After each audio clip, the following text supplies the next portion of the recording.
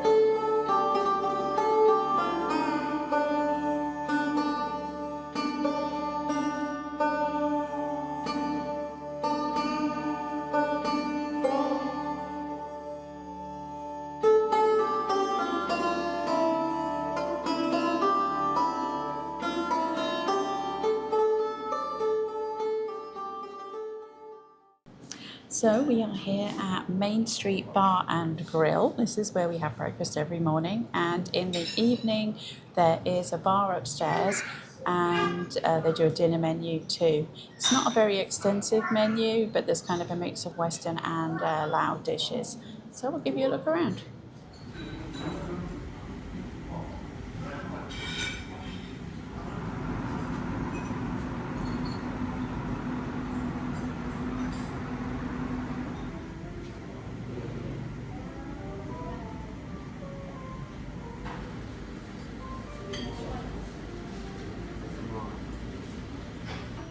Welcome to Wat Xieng Thong. I think that's right. I'm sure we've said it wrong. I'm sure we said it wrong. We're going to take you a little trip around here and just show you what there is. There isn't a lot here. It's not an all-day thing. It's just maybe an hour thing. We're just about to browse it. But there's basically three main buildings. So there's the Red Chapel, which we're going to take you around next. Then we've got the Ordination Hall and the Funerary Carriage House. So this place dates back to the 16th century, and Luang Prabang used to be the capital of Laos, but that changed, and now I think it's the second biggest city next to Vientiane. Yeah, it is. Which is our next stop. So these grounds were originally owned by the king, and he gifted them to be made into a monastery, basically. Entrance here, you did have to pay to come in, 30,000 kip each. Or you can pay in US dollars, so it was $3 for both of us. I think you still need to have nice notes though if you're going to use dollars. They won't take them if they're ripped or torn, creased, crumpled, written on, any of that stuff. You have to have decent looking notes. Everywhere you go. Everywhere you go, yes. Everywhere you go. We just didn't have a chance to get to the ATM yet to have kip, so if you do pay in US dollars, you will get your change back in kip though as well, so bear that in mind. Just a heads up on that. So yeah, there's three separate chapels here that we're going to go take a look around and give you a bit more information.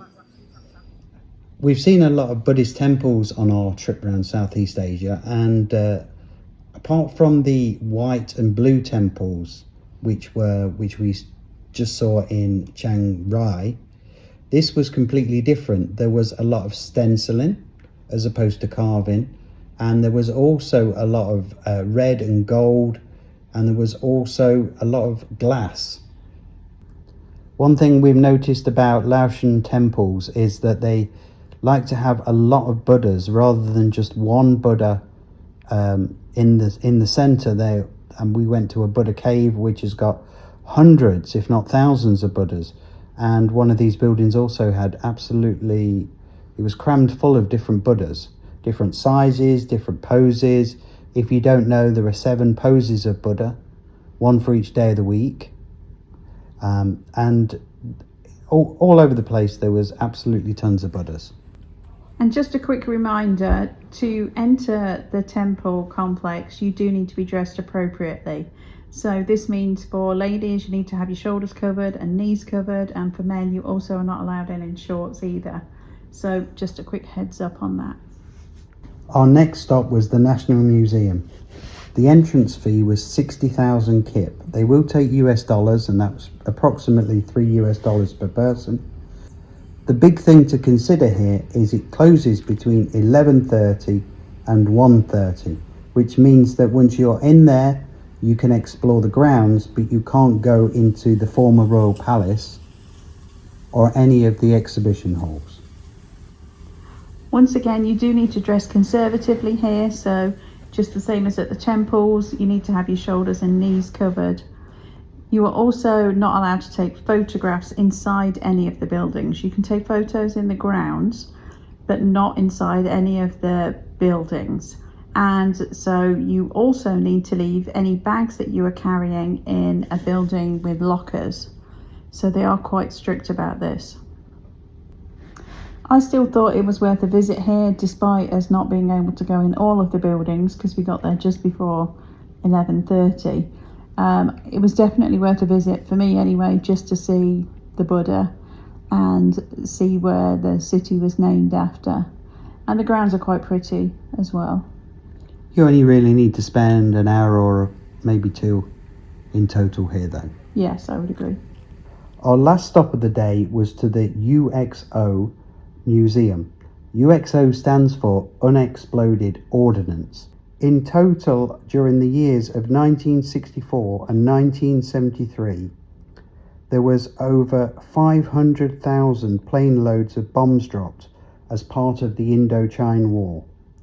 There was over 200 types of munitions and a total of 80 million bommies. And what a bombie is, for each is part of a cluster bomb, is the individual parts of that bomb that scatter as it approaches land. The 80 million bommies remain as unexploded ordnance, and it's a real issue. Even our tour guide has seen many of these when he was playing in fields or in playgrounds. This makes Laos the most bomb country on earth per capita. To give you an idea of how many munitions were dropped, a plane load of munitions was dropped every 8 minutes, 24 hours a day for 9 years. Even to today, they still are under project to clear some of these unexploded mines and bombs and bommies to be able to recapture the land and hand it back to the Lao people so that they can continue to develop as a country. Which is quite incredible when you consider we're 50 years on and there's still thousands of these unexploded bombs that people are having to deal with. And there was a story of a man who can't farm his land because he's too scared to, because it has still not been cleared of the bombs, and he'd already found one in historically, so he was too afraid to farm part of his land or use it for livestock because of what could happen. One of the things that we've found is how they have used some of the munitions as art. We have these 3 bombs, which are the caskets of the original bomb, and they've carved it into a story, and you follow that story from the top of the bomb, and it tells a story of the war and of life in Laos. We are at the night market that is on daily just outside our hotel. It looks like at the weekends it's a little bit bigger than it is during the week, but it's a Friday night here and it's still not too bad. So there's a lot of souvenirs. This really is a tourist market. I'm going to show you some of Helen's excellent purchases. So this is a plane made out of the aluminium from the bombs that were dropped on Luang Prabang during the 60s and 70s. Whole range of things here. They really do embrace all of this. These are coasters. This is about $1.50 a coaster, and we're going to use these as travel coasters so that we can... You might have got them cheaper, we didn't barter very well. Yeah, Helen's record on bartering's not good. Can we do 200? Okay, there you go. I saved $1. This is said bag for, I'm not sure they're going to fit in there, but Helen loves a nice bag. And then as we can't find any pins, we got a Luang Prabang magnet. And this will be for our future house, wherever that may be. So the market's quite a good market as far as tourist stuff goes. It's all on one street, and we're going to show you some of it.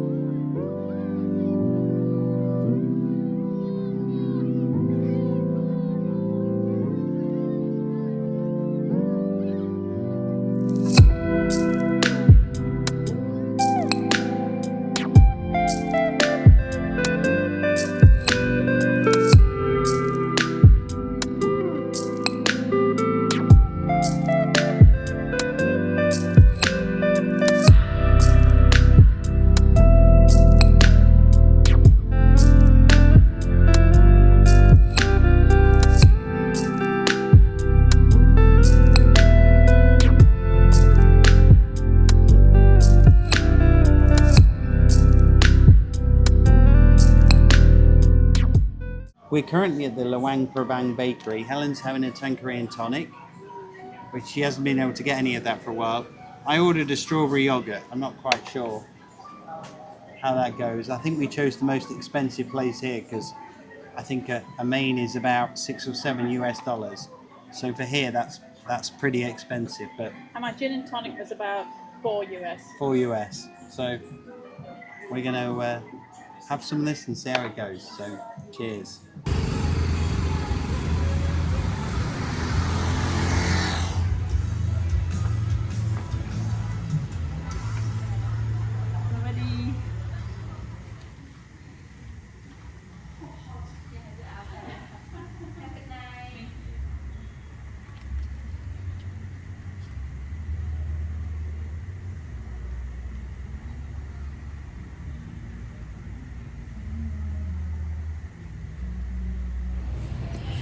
Good morning, it's early, and today we are going to be heading off to the waterfall that I can't remember the name of, but we will share it, and the bear sanctuary, and probably a local village.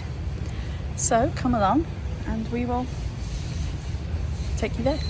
We found a guide from someone else's blog, and we'll put their contact details in the description because they're really helpful. Yeah, we went out with him Not bad yesterday, he was English. super helpful. Traffic jam.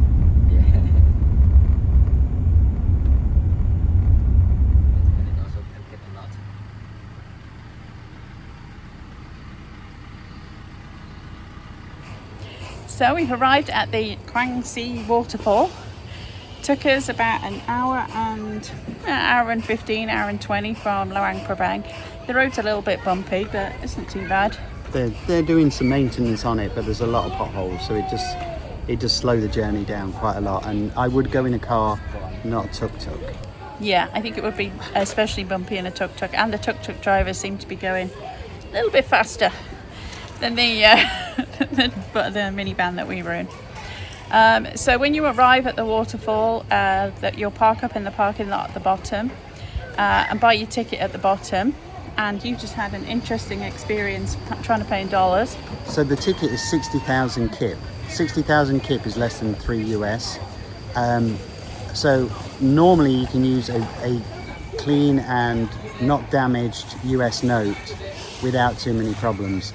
Here they wanted, basically the exchange rate changed from, it was going to cost about 100,000 kip per ticket if I paid in US dollars, or 60,000.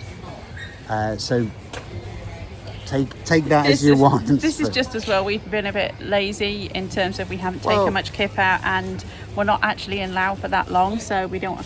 We're already collecting a whole load of. Yeah, we've got currencies from 6 different countries at the moment in a little wallet, and the last thing we want to do is have Laotian kip sitting with us, so we can use credit cards in most places. Not Apple Pay or anything like that. Just the credit card is not too bad, but yeah. I think we're going to have to go to an ATM and get some more kip out now.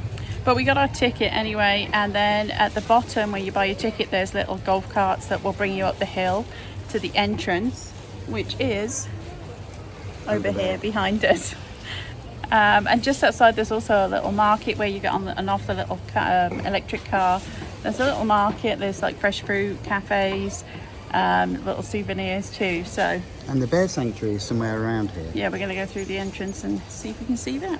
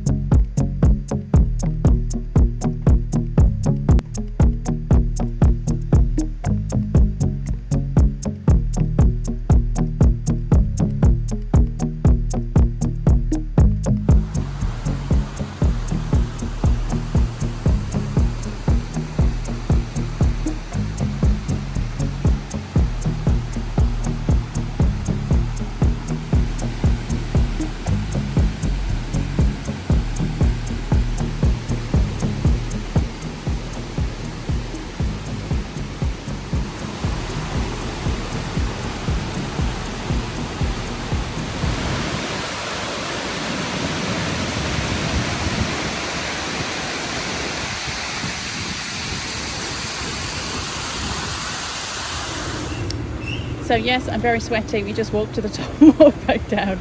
So when you come in, the main gate is right behind James, who's filming. If you go to your right, this path here is going to take you down to the bear sanctuary, or you can also go down that way and then hike up the waterfalls, up the mud basically. The alternative is to go up this paved road. We just walked down this way, which was a bit easier. We are here in rainy season, so the path was pretty muddy and parts of it were flooded. The first bit here is very, very steep, but once you get past this bit, the rest of it isn't quite so steep. So your choice, whichever you want to do. I'm glad we walked up the mud, honestly. It was a nice walk up there, if a little bit wet on your feet. Bring shoes that you don't mind getting wet. But it's not a bad walk at all. I managed it. So good evening. We are on the Avani sunset cruise, or we will be. I mean, we're on the boat. We're on the boat, but we haven't gone yet. With no sunset yet. No sunset yet. Yeah. And the boat is named Play. They have 5 different boats doing different things, but this is their sunset cruise, which is about $35 US and takes about 2 hours.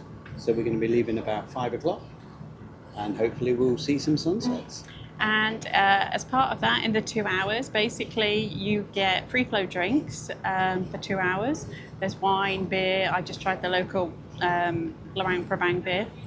I'm not a beer connoisseur by any stretch, so it's okay. I'm going to have a gin and tonic, let's put it that way. I know a lot more about gin and tonic. But you know, when in Rome and all that, had to try it. And then there's also going to be some hors d'oeuvres. They're going to serve about 6 p.m. as well. Drinks that are included cocktails, your standard spirits, as well as Pepsi products, including Diet Pepsi. Apparently, when you get married, our guide told us that it is his responsibility to buy beer for the whole of the village. So when he got married, he had to buy 2,000 bottles of Luang Prabang beer. Apparently, the people of Laos like their beer. And also apparently, the first one doesn't taste great, but the 5th one starts to taste better.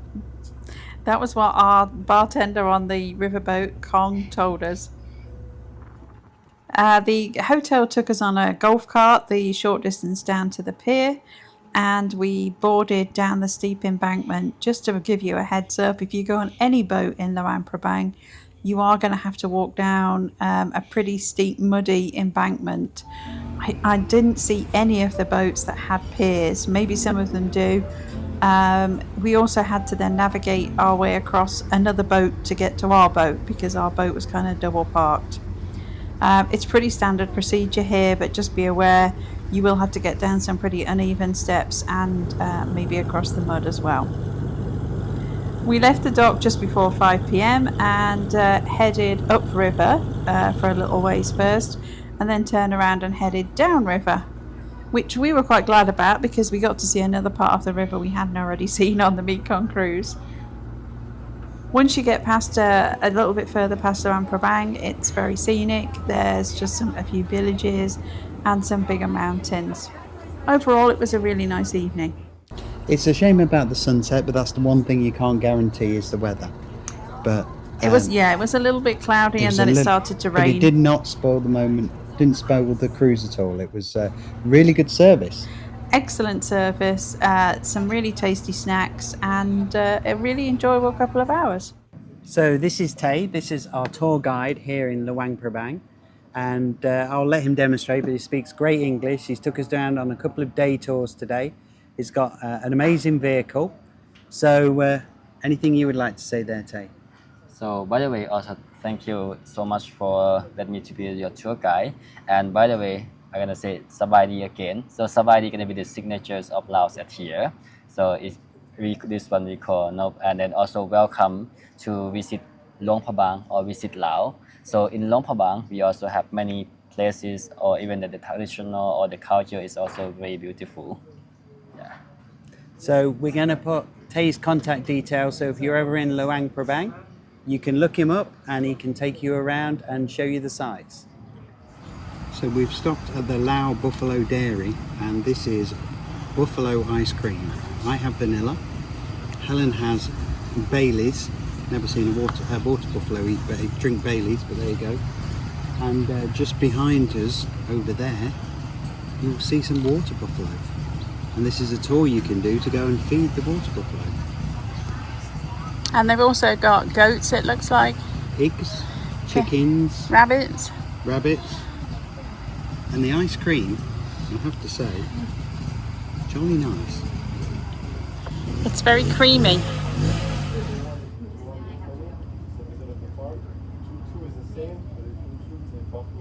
So we made a brief stop on the way back from the waterfalls the other day at the buffalo farm and tried the buffalo ice cream, but we didn't realise then that they did a tour.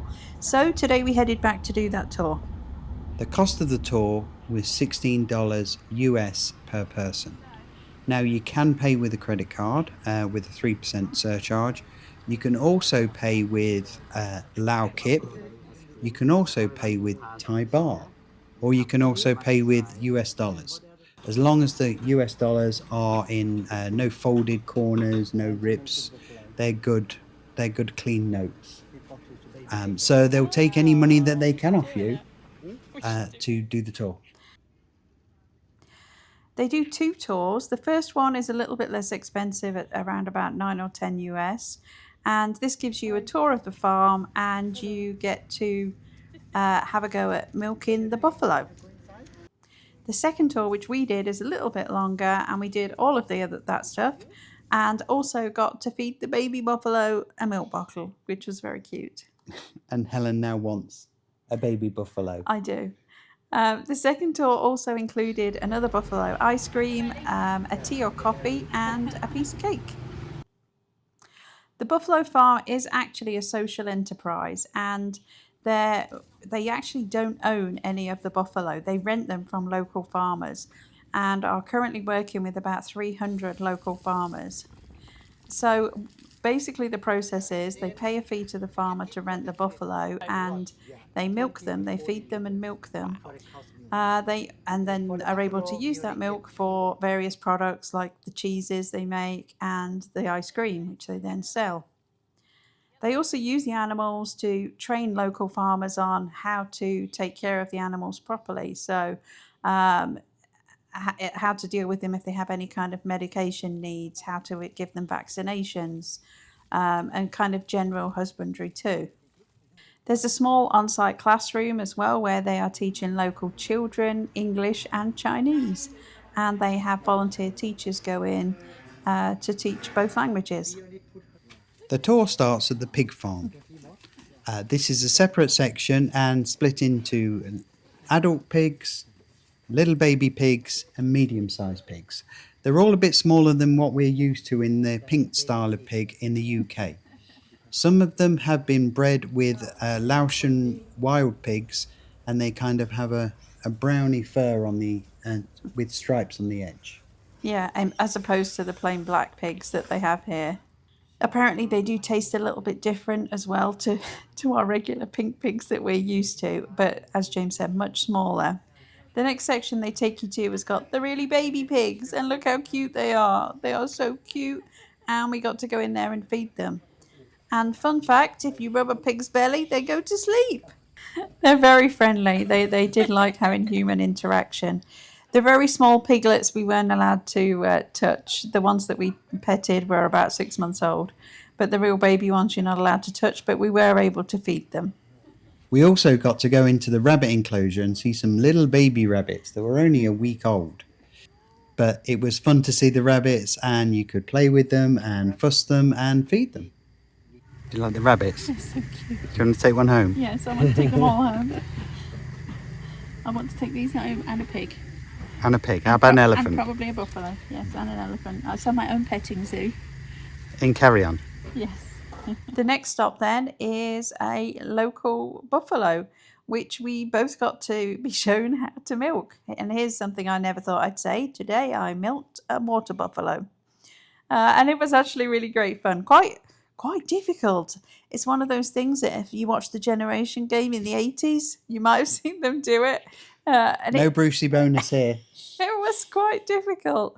And she was so chilled. The water buffalo was really friendly. Both of you have you working in the Laos Buffalo Dairy? I don't think you're going to make a lot of money out of ice cream out of us too. Oh, there we go, look. Yeah. Yeah? Yeah, she's like a professional now. Yeah, there you go.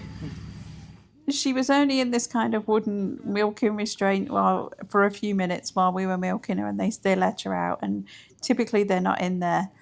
In order to milk the water buffalo for obtaining the product, they have milk machines. They rarely do it by hand. This was just a fun thing for tourists to try, basically. But as soon as they let her out, she came up to us for pets and wanted to be brushed. We were given a brush, and we were able to brush her and her big boy boyfriend, who's 5 years old, and he was massive. And the other adult water buffaloes you can see here, a couple of them were also pregnant, which is why they were also kept separate. We then got to feed some of these water buffalo, and then we got to hose them down while scratching their noses with these little nail brushes. And they love it. They absolutely loved the water. And like you said, they were so friendly. They loved having pets. They were just like big old dogs. The next stage then was we headed to the baby water buffaloes, and we got to give these two little cuties a bottle each. They were so sweet, and they loved having you rub their noses, and they would like nuzzle up to you. They were literally like big old dogs. I think the phone might be sweet. Overall, this was an amazing value for money. I absolutely loved it, but anything to do with animals, and I'm there. But I thought this was a really great experience and a really beautifully kept place. The two people that own it, one is actually Australian and one's American, and they've set it up as a social enterprise. But the kitchen, we were able to see inside the kitchen through the windows, is absolutely spotless. And everywhere around the farm was really well kept and clean. They actually use rice husks in the base instead of like sawdust for the pigs and the bunnies. And so there's basically no smell. It absorbs the smell. It's quite unusual. And if you've eaten any food in Luang Prabang, you could have eaten buffalo cheese from this place, because they sell their cheese throughout Luang Prabang. So overall, absolutely cool value for money. If you go to the waterfall, it is on the same road, so you can easily stop here on the way back or on the way to there. But I would say a definite must visit if you're in Luang Prabang. Yes, and it's not very far from the Hmong village, so if you go and do any of those tours, you're likely to go past this place. And it's really difficult to spot, so ask your guide because it's very easy to drive straight past it. So I just had my hair cut, and the barber's just across the road. The name of the place is The Barbers. It's open 24/7, which I've never seen before. The guy's wearing a Manchester United top. I'm not going to hold that against him. The cost was 50,000 kip, and probably one of the best haircuts I've had, and that's what we found all over the world. I'm not going to waste my money on expensive haircuts when I can just go somewhere like this and have it done, and it's actually better than a lot of the places. We've had it done and it's been pretty expensive in KL and a couple of other places, and quite honestly, yeah. So yeah, so if you're in this area, look for the shop called The Barbers, and 50,000 kip, just about $2. Okay, so we were taking care of some sort of personal needs today. James got his hair cut, I got my nails done. It's always a little bit challenging, whatever country you're in, as to trying to explain what you want and is it the same. Every country seems to be a little bit different. But I got a gel manicure. It's not a bad job. It's not the greatest job I've ever had done, but it's okay. And it was about $11 US, which is a pretty good deal. And she just came out and gave me a face mask too, so with snails in. So I guess I'll try that. If you are in the area there and interested, there's also a laundromat next door, which we were going to use, but we didn't in the end because we got a deal at the hotel, so it was just more convenient. But there is a laundromat just up in this little plaza. So our time here in Luang Prabang is coming to an end. We leave today to head to Vientiane on the train. I think we both said that we thought that Luang Prabang has been one of our favourite stops so far in Southeast Asia. Definitely. The further north you go in Southeast Asia, the more fun it becomes. Here feels quite a little bit more authentic. Obviously there's a lot of tourists here, but it definitely feels less touristy, if that makes sense. Well, the market's still touristy, but the number of tourists is so less. Well, we are here in rainy season, so this is low season. But that really hasn't caused us too much of an issue. It's a little bit cloudy today, but the main times it's really rained heavily have been at night. So being here in rainy season has really not been that big of a deal. I think it would be nicer if you were here in dry season, but honestly, it's been nice that there's not a lot of crowds. So, or green season, as they call it. Green season, as they call it. Yeah, everyone's very pretty. Everything is very green. But, you know, the culture, there's been way more here to do and see than we had really anticipated. Love the buffaloes. That was one of my favourite things. And the waterfall. The waterfall was really cool. Lots of things to do here. A lot more here to do than I expected. We didn't climb Fuzi Hill just because it's like 300 steps and I wasn't going to be able to manage that. But there's that to do. I'm sure it's an epic view from up there from what I've seen. We could have rented a golf cart. We realised that yesterday. Yeah. I haven't been able to walk around too much, and we did see yesterday that there was a place that was renting golf carts and little kind of mini Fiat Panda type electric cars that were Fiat quite Panda, cute. there's a blast from the past. Which were quite cute. So if you did want to go around and not be all sweaty because it is hot, then that's an option too. But yeah, it's been a really great stay here. We've really enjoyed it. Yeah, definitely a tick for Luang Prabang. So thanks for watching. Please like and subscribe and give us a thumbs up. And